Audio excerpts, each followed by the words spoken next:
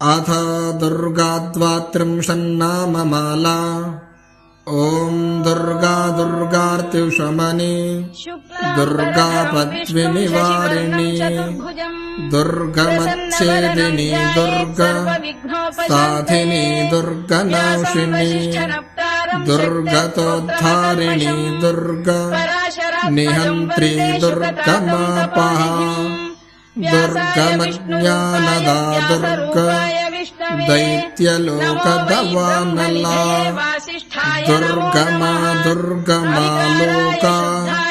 दुर्गमात्मस्वरूपिणी दुर्गमार्गप्रदा दुर्गा मविद्या दुर्गमाश्रिता दुर्गमज्ञानसंस्थाना दुर्गमज्ञानभासिनी दुर्गमोहा दुर्गमगा दुर्गमार्थस्वरूपिणी दुर्गमासुरसंहन्त्री दुर्गमायुधधारिणी दुर्गमाङ्गी दुर्गमता दुर्गम्या दुर्गमेश्वरी दुर्गभीमा दुर्गभामा दुर्गभा दुर्गदारिणी नामावलिमिमां यस्तु दुर्गाया मम मानवः पठेत् सर्वभयान्मुक्तो भविष्यति न संशयः। ॐ श्रीजगदम्बार्पणमस्तु। अनादिनिधनं विष्णुं सर्वलोकमहेश्वरं लोकाध्यक्षं स्तुवन्नित्यं सर्वदुःखातिको भवेत् ब्रह्मण्यं सर्वधर्मज्ञं लोकानां कीर्तिवर्धनं लोकनाथं महद्भूतं सर्वभूतभवं एष मे सर्वधर्माणां धर्मोऽधिकतमो मतः यद्भक्त्या पुण्डरीकाक्षं स्तवैरच्चेन्नरसने परमं यो महत्तेजः परमं यो महत्तपः परमं यो महद्ब्रह्म परमं यत्परायणः पवित्राणां पवित्रं यो मङ्गलानां च मङ्गलं दैवतं देवतानां च भूतानां यो महत्तपः यतः सर्वाणि भूतानि भवन्त्यादिराजमे यस्मिन् स्थिरप्रलयन्ति पुनरेव युगक्षये तस्य लोकप्रधानस्य जगन्नाथस्य भूपते विष्णोर्नाम सहस्रं मे शोभाभयापहम् यानि नामानि गौणानि विख्यातानि महात्मनः ऋषिभिः परिगीतानि तानि वक्ष्यामि भूतये ऋषिर्नाम्नां सहस्रस्य वेदव्यासो महामुनिः छन्दोनुष्टुप्तथा देवो भगवान् देवकीसुतः अमृतां शुद्धवो बीजं शक्तिर्देवकीनन्दनः सामाहृदयं तस्य शान्त्यर्थे विनियुज्यते विष्णुं जिष्णुं महाविष्णुं प्रभविष्णुं महेश्वरम् अनेकरूपदैत्यान्तं नमामि पुरुषोत्तमम् अस्य श्रीविष्णोर्दिव्यसहस्रनामस्तोत्रमहामन्त्रस्य श्रीवेदव्यासो भगवान् ऋषिः अनुच्छन्दः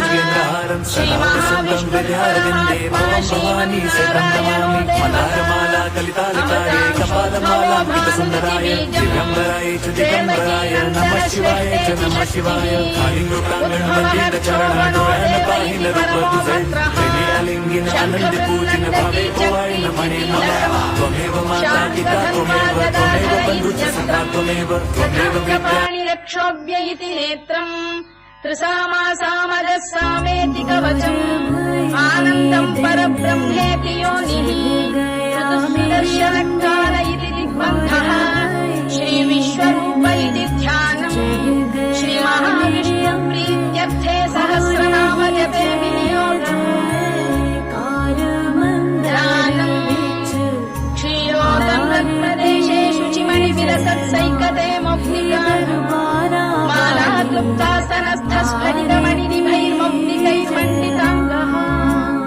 शुभ्रैरभ्रैरदभ्रैरुपरि विरचितैर्मुक्तपीयूषवर्षैः आनन्दीनः पुण्यादरिणरिनगदा शङ्खपाणिर्मुकुन्दः सुरनिलश्चन्द्रसूर्यौ च नेत्रे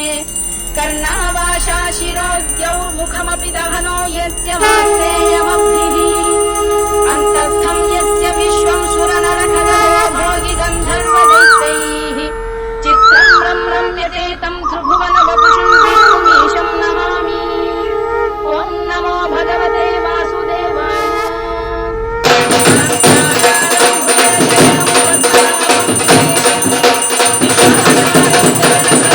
मेघवर्णम् शुभाङ्गम् लक्ष्मीकनाथम्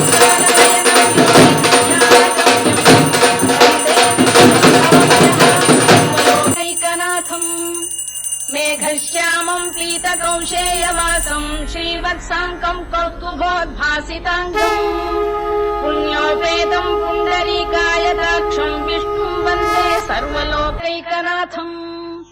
नमः समस्तभूतानामादिभूताय भूभृते अनेकरूपरूपाय विष्णवे प्रभविष्णवे सशङ्खचक्रम् सकिरीटकुण्डलम् सपीतवस्त्रम् सरसीरुहेक्षणम् सहारवक्षस्थलशोभिकौस्तुभम् नमामि विष्णुम् शिरसा चतुर्भुजम्। छायायाम् पारिजातस्य हेमसिंहासनोपरि आसीनमम् उदश्याममायताक्षमलङ्कृतम् चन्द्राननम् चतुर्बाहुम् श्रीवत्साङ्कितवक्षसम् रुक्मिणी सत्यभामाभ्याम् सहितम् कृष्णमाश्रये।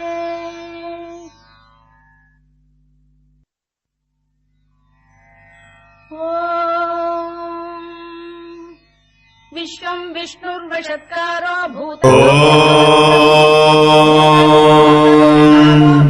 नमस्ते अस्तु भगवन् विश्वेश्वराय महादेवाय त्र्यम्बकाय त्रिपुरान्तकाय त्रिकालाग्निकालाय कालाग्निरुद्राय नीलकण्ठाय मृत्युञ्जयाय सर्वेश्वराय सदाशिवाय श्रीमन्महादेवाय नमः। भूतादिर्निधिरव्ययः सम्भवो भावनो भर्ता प्रभव प्रभुरीश्वरः स्वयम्भूशम्भुरादित्यः पुष्कराक्षो महास्वनः अनादिनिधनो धाता विधाता धातुरुत्तमः अप्रमेयो ऋषिकेश पद्मनाभोऽमरप्रभुः विश्वकर्मा मनुस्पष्टा स्थविष्ठस्थविरो ध्रुवः अग्राह्यः शाश्वतः कृष्णो लोहिताक्षप्रबद्धनः प्रभूतस्त्रिककुब्धाम पवित्रम् मङ्गलम् परम् ईशानप्राणदप्राणो ज्येष्ठः श्रेष्ठः प्रजापतिः हिरण्यगर्भो भूगर्भो माधवो मधुसूदनः ईश्वरो विक्रमी धन्वी मेधावी विक्रमक्रमः अनुत्तमो दुराधर्ष्य कृतज्ञकृतिरात्मवान् सुरेशः शरणम् शर्म विश्वरेता प्रजाभवः अधः संवत्सरो व्यालप्रत्ययः सर्वदर्शनः अजः सर्वेश्वरः सिद्धः सिद्धिः सर्वादिरच्युतः वृषाकपिरमेयात्मा सर्वयोगविनिसृतः वसुर्वसुमनः सत्यः समात्मा संमितः समः अमोघः पुण्डरीकाक्षो वृषकर्मा वृषाकृतिः रुद्रो बहुशिरा बभ्रुर्विश्वयोनिः शुचिश्रवाः अमृतः शाश्वतस्थाणुर्वरारोहो महातपाः सर्वगः सर्वविद्भानुर्विश्वक्सेनो जनार्दनः वेदो वेदविदव्यङ्गो वेदाङ्गो वेदवित्कविः लोकाध्यक्षः सुराध्यक्षो धर्माध्यक्षकृताकृतः चतुरात्मा चतुर्व्यूहश्चतुर्दंष्टश्चतुर्भुजः भ्राजिष्णुर्भोजनम् भोक्ता सहिष्णुर्जगदादिजः अनघो विजयो जेता विश्वयोनिः पुनर्वसुः उपेन्द्रो वामनः प्रांशुरमोघः शुचिरूर्जितः अतीन्द्रः सङ्ग्रहः सर्गो धृतात्मा नियमो यमः वेद्यो वैद्यः सदा योगी वीरः माधवो मधुः अतीन्द्रियो महामायो महोत्साहो महाबलः महाबुद्धिर्महावीर्यो महाशक्तिर्महाद्युतिः अनिर्देश्य वपुः श्रीमान् अमे आत्मा महादृधृत् महेश्वासो महीभर्ता श्रीनिवासः सताङ्गतिः अनिरुद्धः सुरानन्दो गोविन्दो गोविदाम्पतिः मरीचिर्दमनो हंसः सुपर्णो भुजगोत्तमः हिरण्यनाभः सुतपाः पद्मनाभः प्रजापतिः अमृत्युः सर्वदृक्सिंहः सन्धाता सन्धिमान् स्थिरः अजो दुर्मर्षणः शास्ता विश्रुतात्मा सुरारिः गुरुर्गुरुतमो धाम सत्यः सत्यपराक्रमः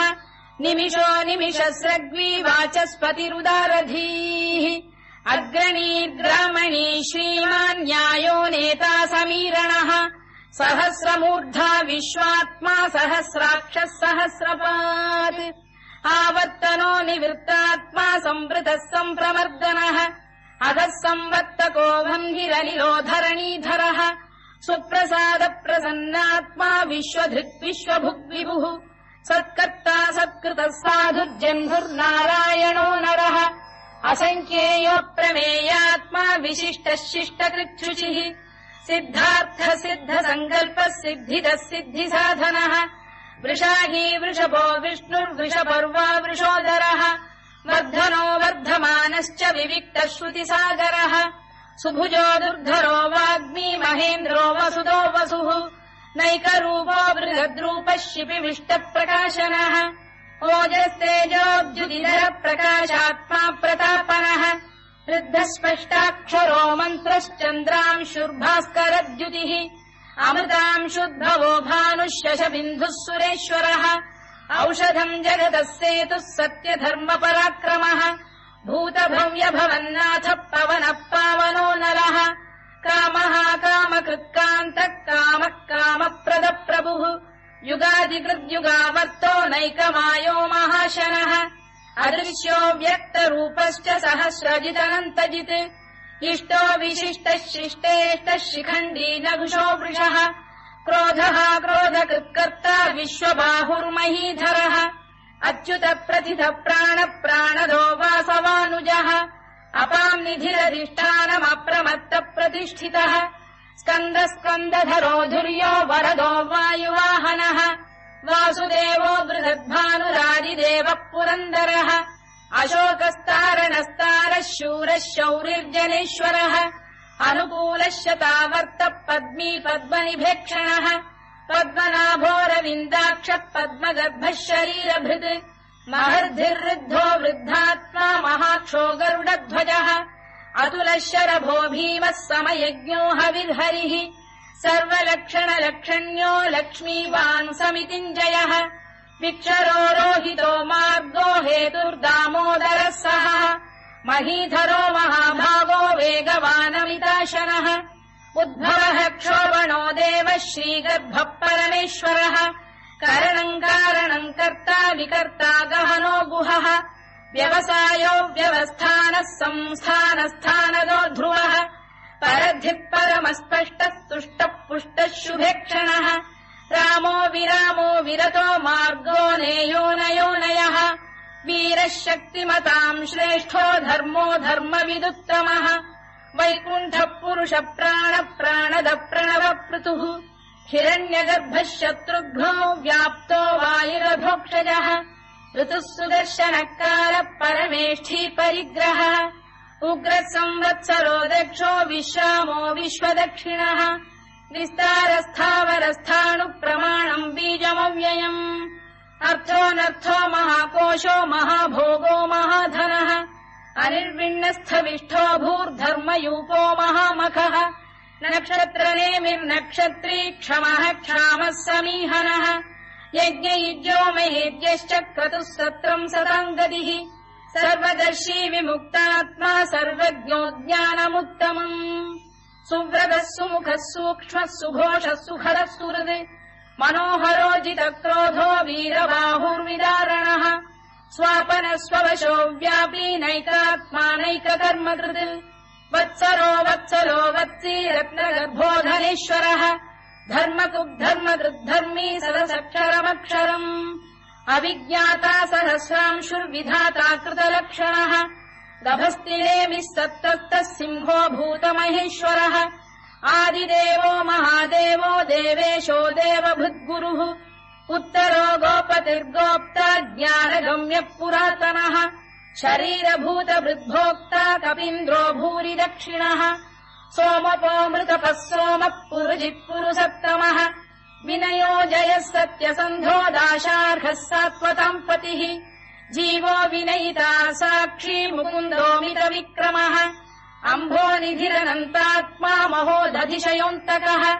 अजो महार्घ स्वाभाव्यो जितामित्रप्रमोदनः आनन्दो नन्दनो नन्दः सत्यधर्मात्रिविक्रमः महर्षि कपिलाचार्य कृतज्ञो मेदिनीपतिः त्रिपुरस्त्रिदशाध्यक्षो महाशृङ्गकृतान्तकृत् महावराहो गोविन्दः सुषेणः कनकाङ्गनी गुह्यो गभीरो गहनो गुप्तश्चक्रगदाधरः मेधास्वाङ्गो जितकृष्णो दृढः सङ्कर्षणोच्युतः वरुणो वारुणो वृक्षः पुष्कराक्षो महामनाः भगवान् बलहानन्दी वनमाली हलायुधः आदित्यो ज्योतिरादित्यः सहिष्णुर्गतिसत्तमः सुधन्वाखण्ड परशुर्दारुणो द्रविणप्रदः दिवस्पृक् सर्वदृक्व्यासो वाचस्पतिरयो निजः त्रिसामासामगः साम निर्वाणम् भेषजम् भिषज